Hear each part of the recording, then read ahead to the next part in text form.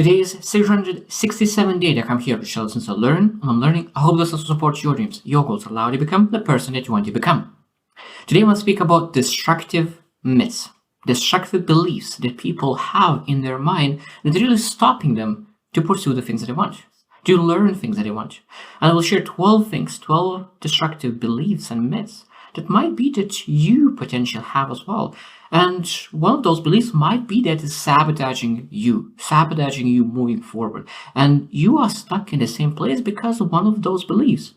So it might be that it's time for you to listen. Maybe there's one belief that you have that you need to get rid of as soon as possible. So let's get started. So first one is perfectionism. Some people believe that they need to be perfect. They need to do an amazing job in every single time when they do something. And what perfectionism does? People who believe in perfectionism a lot of times quit. And why is that? Why people quit? Because I'm not able to perform at my high standard. They call perfectionism as a standard. But perfectionism is not a standard. Perfectionism is not real. You will never be perfect ever. There's nothing perfect in life. Nothing perfect in life. So that when you realize that, and now instead of perfectionism, you pursue excellence. I really love the difference between perfectionism and excellence. Perfectionism wants to be 100% all the time, while excellence is 80% of the time.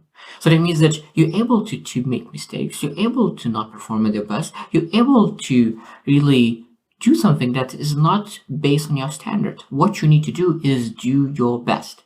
Do your best to reach that excellence. So that means that I love this thing that John C. Maxwell says that I learned from him. He said, "Today I do my best, but tomorrow my best will be better. Today I do my best, but tomorrow I will be better. My best will be better." And that's what you need to seek, excellence and improvement and get it better. Number 2 is success equals happiness. Success equals happiness. That is a very wrong belief to have because happiness means success. So we need to change that. Now, of course, we need to ask then, okay, so if happiness is success, so what creates happiness? And I think that the most important part about happiness is our inner peace. Inner peace. I always connect now really success and happiness, our happiness, success, to inner peace. Because it doesn't matter what's going on around you, what circumstances going around you, you're able to choose to be happy. And nothing what happens, what you control, what you don't control, nothing what happens outside of you could make you happy or unhappy because you are able to choose in every single station. Be happy even though that you're going through adversity. Because I truly believe when you are happy, when you have that inner peace taken care of, then you are successful. Number 3 is happiness is constant. Like, how are you supposed to know what's good, what's bad if you're not experienced both sides? So you need to experience adversity, problems, challenges, difficulties to understand what is good. So that means if you happiness constant, after a while, everything becomes stagnant. You need to experience highs and lows and a little bit of yo-yo to be able to understand what is good, what is bad, what is happy, what isn't happiness, because you need to understand both sides to be able to experience things. Because I think that a lot of times people who experience a huge adversity, they experience happiness much more because they're able to appreciate all the things and they're grateful for all the things that they have. If you never experience challenges, it's very hard to really appreciate every single small thing that you have in your life because you do not value that yet. You didn't experience. And that's why I said is, if you don't have challenges, you need to pursue those challenges that you could appreciate things in a better way. Number 4 is money solves all problems. Money solves all problems. A lot of times money creates problems, to be honest. Now, I understand that certain level of money everyone needs to have to make sure that they're able to provide for their family and live a beautiful life. But after that certain level, money will not be able to solve all the problems. That's why so many people who are millionaires, billionaires, are killing themselves because they're not able to solve all the problems. There's a lot of things that they're not able to take care of. And a lot of times money creates a lot of problems because they don't care of most important things: inner peace, family, connections, relationships, and really the hobbies, passions, obsessions, all the things that they potentially could do, and people waste on pursuing the money rather than pursuing the things that really matters and finding the way how you're able to make the most money in the shortest period of time that you could really do other things that really matters for you. And that means, of course, money will never be able to solve all the problems.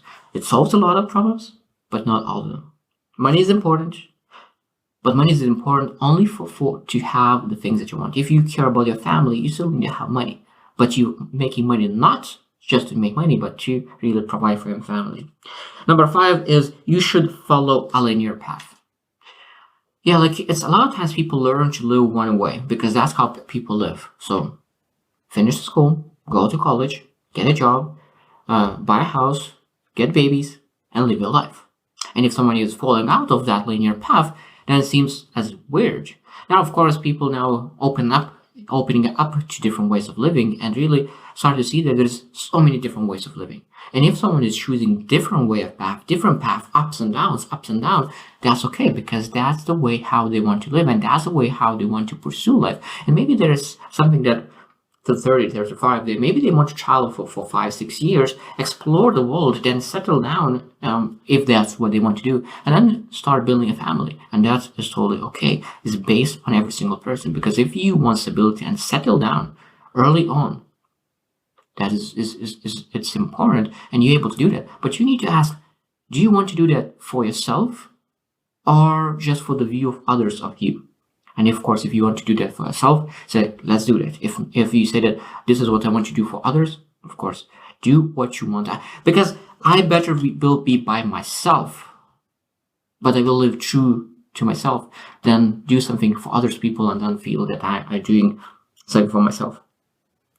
Number 6 is love will solve everything. Now, a lot of times people feel lonely, they are desperate, and they're trying to look for other party and really want to be in a relationship and think that that relationship will help them to solve their loneliness, their desperation, the other bad feelings. Now, of course, I understand that sometimes love could heal, could help if you have supportive second person, but sometimes relationship could be even detrimental for your inner peace because you will not be able to work on yourself and really because especially people who are very dependent on someone, sometimes it's more important to work on yourself that finding someone else to depend on. Because when you work on yourself and really understand that you're able to love yourself, you're able to improve yourself, you're able to grow yourself and move forward by yourself independently, you start to realize that you are fully person. And that means when two full people meet, then is a secure relationship. When the two broken people meet, of course they fix some pieces, but at the end of the day, it's not fully relationship. Now, of course, that is a lot of different pieces, moving pieces, because you are able to grow in relationship as well. But again, this is every single story that needs to be different. But you need to understand that if you are going to a relationship because you are broken and want to be fixed, most likely will not work. But if you go into a relationship because you really feel that this will enhance your ability to improve and get better, of course, that is a good way to look into it. Number 7 is mental illness signifies weaknesses. Now, a lot of times people believe that when they have mental illness, that they are afraid to go to ask for help because they will seem weak. Now, I truly believe in help. I truly believe in mentorship, coaching. And a lot of times people don't need therapy, don't need psychology, like psychotherapy, and don't need medicine, pills. The only thing what they need is self-discipline. And they need to build self-discipline from small steps because there's a lot of great mentors like Brendon Burchard who speaks about clarity in life. And I really love what he taught as well, that sometimes you just need to go to shower if you are really very bad position. The one thing that you're able to do is like, what kind of win I'm able to do today? And maybe that shower, because if you're not able to take off your self-care, really taking the shower could elevate your energy because this is a win of the day. Because I truly believe in small steps that you're able to take because when you do that small win always elevates your energy. With that energy, you're able to take more actions. And I'm a huge believer that the best way to prevent depression or kill depression is exercising and really working on your body, on your mind, to make sure that you feel good about yourself and build your confidence. Because a lot of times people go in depression because they didn't take care of themselves. And the first step is not to pursue the big goals, but really pursue growing yourself, inner peace and outer peace as well in the body. So number 8 is time heals all wounds. That's a big one. Or like just wait and you will feel better like in a couple of years, 3 years, 4 years. Yeah, you could potentially wait, but maybe it's more efficient to really heal. Maybe it's important to ask, what can I do about healing? And sometimes people have the same wound for 20 years, for 30 years, 10 years, and it didn't heal because they didn't address that. Imagine leaving a wound and there is always some dirt on that. It's very hard to imagine that it it will heal. So what do you need to do? You need to clean that hurt and really say like what I'm able to do to help to heal that inner peace maybe problem. Of course, there will be scars after it heals, but it's better the scar than have a wound that it never heal. So it's very, very important to understand that time helps a little bit. And you forget a little bit. And some people live in denial and they say, no, I don't want to speak about it, because a lot of times people who don't want to speak about certain things, it shows that that wound is still hurting. That wound is still open. Because when the wound is totally healed and there is only a scar, you don't have any pain when you're touching it. For example, if you have a scar on your arm, after it heals, it doesn't give any pain. But if that scar still gives you pain, that means it is not healed. Even though it's been 10 years, it still hurts. That means that you didn't address it. It's very, very important to understand that you need to ask, what kind of action steps could I take to heal this wound, that when I touch it, when I speak about it, it doesn't hurt anymore. And every single person is able to do something about it. Number 9 is sacrificing self for others. That is very, very, very important. Probably I have done a lot of times things that I'm not supposed to do because I just thought that it will look good in other people's eyes. And I know that is a bad thing to do and I needed to grow through that. And one thing that I did for a long time, I walked away from a lot of my friends, walked away from everybody to be able to grow myself, improve myself, understand who I am as a person, that I could stand for myself. And when something will offer something to do, that I will say, this is not who I am. So when you have a strong identity, that you build that, and you build a strong inner foundation, then you're able to go through the world. People will say things to you, people will offer things to you, but now you're able to ask who I am, how this align with me as a person. And you say, yeah, this doesn't align with my morals, doesn't align with my values, doesn't align with what you do. And we'll say no, and you will be okay with that, because some people maybe will not like what you have and what you do. But I already said that it's better to be alone but true to yourself, rather than being with the group but not being yourself. Because not being yourself in a group of people, again, you still will feel lonely and you lose self-respect. And when you lose self-respect, you lose confidence, and of course it's a downward spiral. And a lot of times people go to depression because they don't live true to themselves. So people need to be very careful and really invest more time to be by themselves. Number 10, you can't change. You can't change. Now, of course, the book that I really love is Fixed Mindset and Growth Mindset, because it shows that a lot of times people said, oh, I'm for growth mindset for sure. And they look into one aspect of the life. So what I found that, including myself, so I'm not any different, but a lot of times people have one aspect of their life that they are growth minded. So, oh yeah, I'm able to improve, or I'm able to get better. Yeah, I'm able to grow, but I have a growth mindset. But in other areas of your life, they said, oh no, I'm not able to change that. I'm able to change that, but I'm not able to change that. So who determined that you're not able to change that? Who? Who determined? You.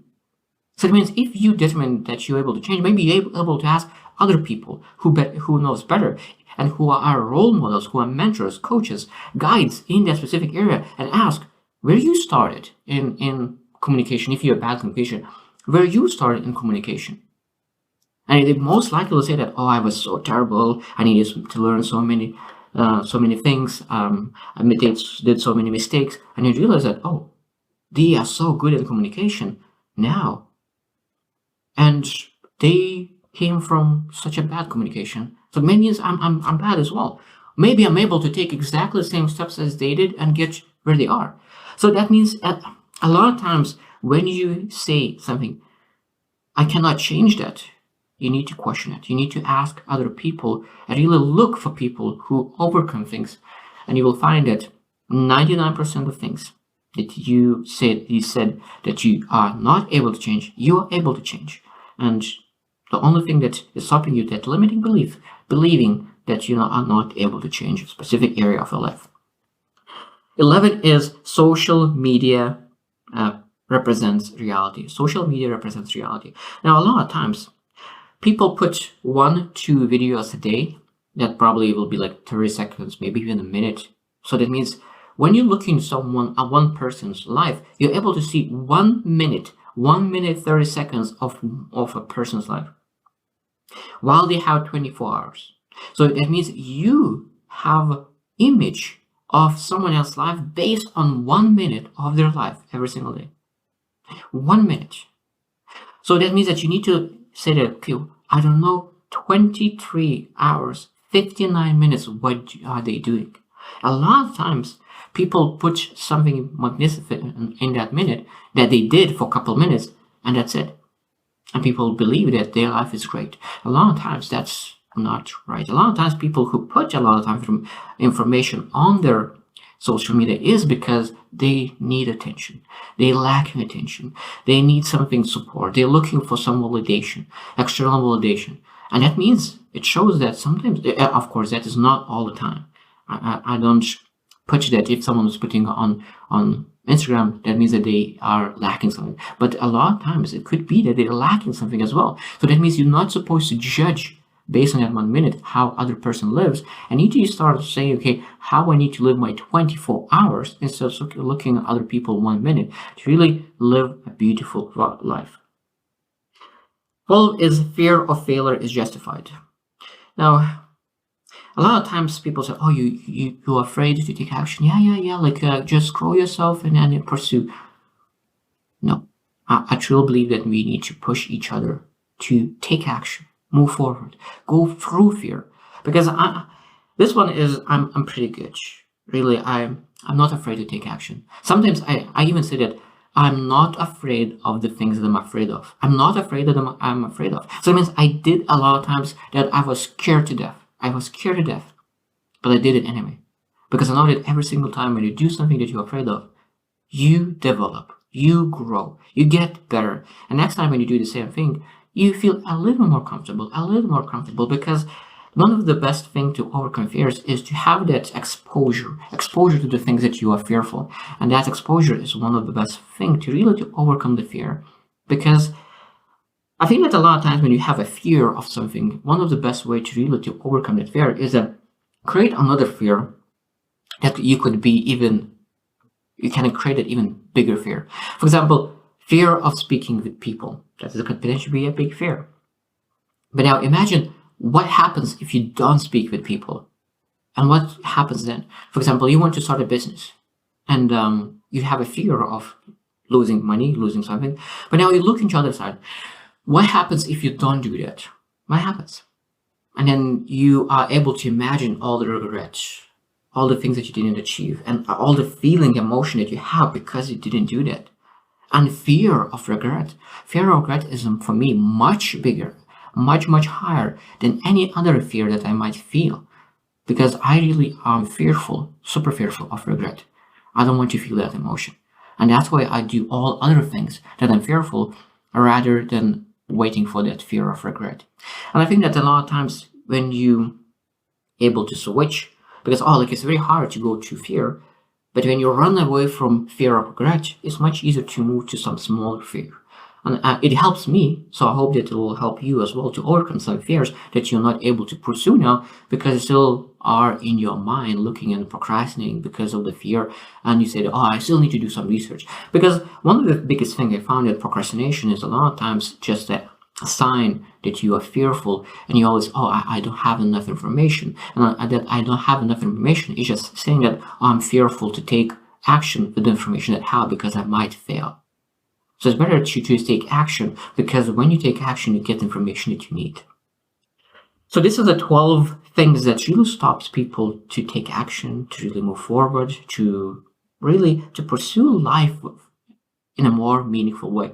So I hope that it helped you to review your fears, review the things and beliefs that you might have that's stopping you. And this is a not full list of limiting beliefs. And that's why you need to really ask yourself, what kind of beliefs is stopping me? What kind of beliefs is serving me, and what kind of beliefs is doesn't serving me? And then ask how we could change those beliefs that doesn't serve me. And that I believe that every single person needs to work on that, because every single person has a belief that doesn't serve them anymore. So I hope you choose to win, and see you tomorrow.